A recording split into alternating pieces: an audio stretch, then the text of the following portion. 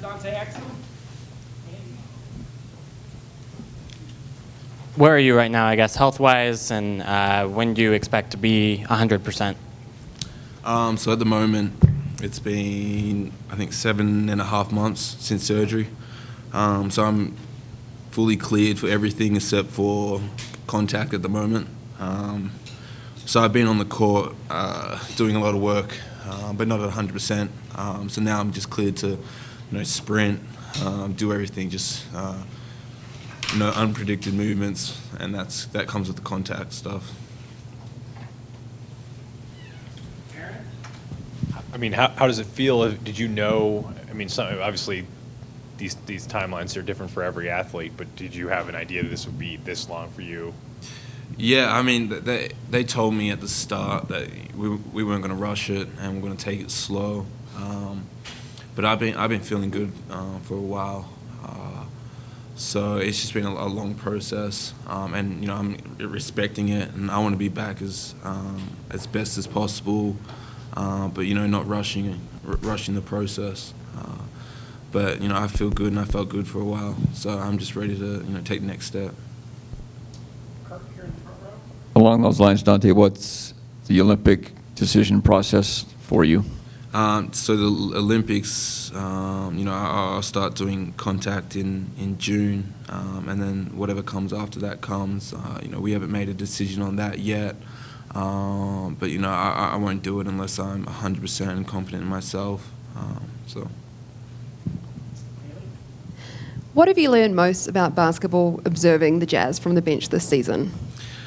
Yeah, I mean, this year's been a long process of learning. But I think being able to step away from the court, you build that passion back. Just wanting to play, and being able to watch the game and see what players do, and having a coach sitting right next to me and going through every play with me, and those little notes that he can tell me during a game. It's helped me a lot, and we're being able to go out on the court and work on it. So, it's just been a long, learning process. So. Have you been able to improve upper body strength? Have you been able to lift? And if so, how have you changed? How have you grown? How much weight have you added? That kind of stuff. Yeah, I mean, it was pretty much all I could do. Definitely at the start. There was a lot of upper body lifting and form shooting. So I've definitely, added on some strength and size. So, I'm looking this, coming summer to kind of cut down, some weight, get to kind of that game shape. Now that I'm able to start running and, pick it up a bit more. But yeah, no, I've definitely added some strength on. Danté, can you imagine a scenario where when you come back next year, you're right where you left off, or is it going to take a little while for you to get back to where you finished up last season? I think, it's a tough question. Obviously, I can't predict the future or anything, but the way I'm feeling now and where I'm at in my rehab, I have however many months until that first game, so I've got a lot of preparation that I'm going to be able to do to get ready for that. And I think with the people I'm surrounded by and the mindset that I have going into this, that hopefully I can pick up from where I left off. So. You said before that you want to come back a lot more skilled than when you left, and skill development is something that you've wanted to focus on. Where do you think that you've gotten better just sitting out and not being able to do a lot of the physical stuff, but doing a lot of stuff with the ball skill development? Yeah, I mean, we saw a lot of ball handling, just being able to handle the ball, and whether it's coming off a dribble to coming to my jump shot, just getting comfortable with that. I haven't done a lot of pick and roll stuff as of yet, just because of the injury, but this is the time I'm going to start to do that. So, yeah. Quinn mentioned your shooting improving. What have you changed? What are you doing more or differently now at this point? Just little tweaks here and there. mostly it's just been focusing on keeping my follow through straight, trying not to miss left and right. But more than anything, it's been the reps that I've been able to put in over the past year that's helped me.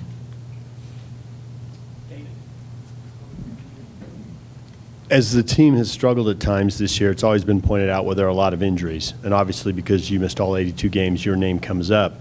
But you've only played one of the last 3 years, and it seems like there's probably some people who think you're going to be some combination of, Magic, Stockton, Steph Curry, and Steve Nash, and just fix everything instantly. Do you hear a lot of this? Do you feel any pressure as far as helping move the team forward? Our team obviously has a lot of potential, and we're very young. And I mean, we stepped up a lot defensively when I was playing in that last bit of the season. So I don't listen too much to what everyone's saying, and I know why I'm here and what I got to do. So I'm just focusing on that, and I'm going to do the best I can to make everyone around me better and myself. So. Yeah, in your rookie season, you didn't get into the paint a lot. You weren't going to the rim that much, and then you hurt yourself going to the rim, making a foray into the paint. Are you worried at all about the mental side of that, of going into your first NBA game and being aggressive still on the court? No, I mean, yeah, it's funny how that works, but this is the time where I get to work on that, and this is, I think, more working on the physical aspect of everything and getting comfortable. It's just about mentally being able to go in there and not shy away from doing the move that I did my ACL on. So I haven't done it yet, but yeah, no, it's just it's more mental than anything. I don't think it would change. I've been confident with my knee for a while, so yeah. You get to start doing the contact stuff in June. Is there a possibility that you might participate in Summer League, or are you shooting for national team to start actually playing the 5-on-5? Yeah, no, I don't think I'll play Summer League. Just from a standpoint of where I think I'll be at, I don't think Summer League's probably the best choice for that. So, if anything, that I'm going to get games before it's going to be, Olympic preparation and stuff.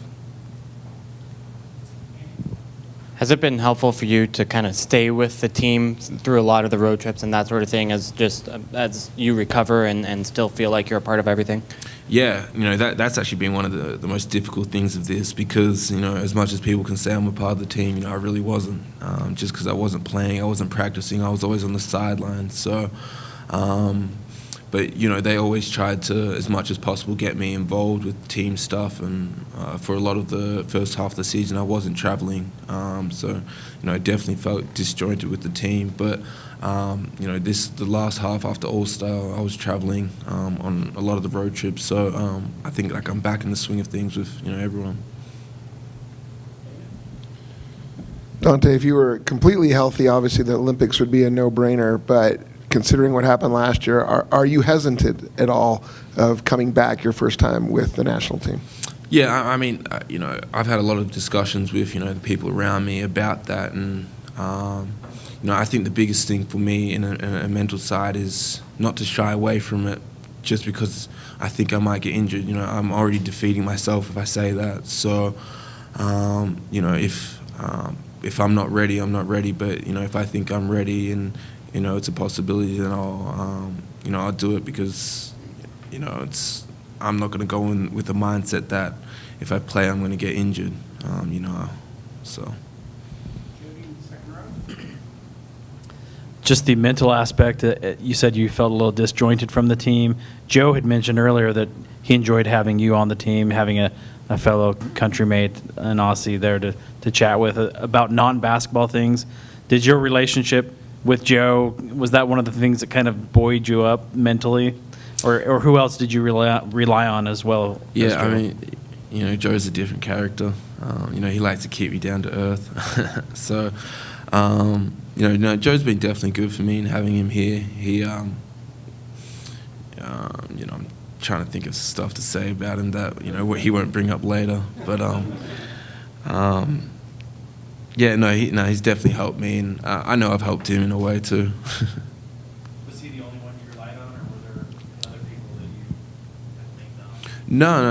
No, everyone on the team, had their part in it. D-Fave was, big in it, and I had arguments with him about where I was at in my rehab, and but yeah, everyone played their part.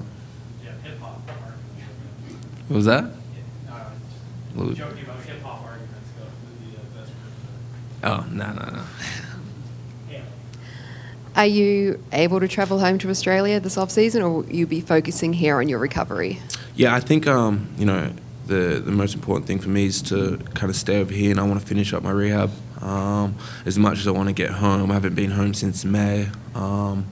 It's just too long of a flight to kind of go home and come back over.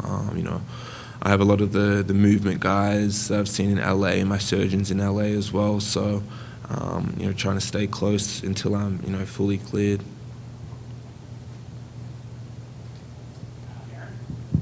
Have you looked at other guards, other guys with maybe your type of game who've been through a similar injury? Is there anybody that you kind of have looked at and said, hey, I can do this at this level the same way?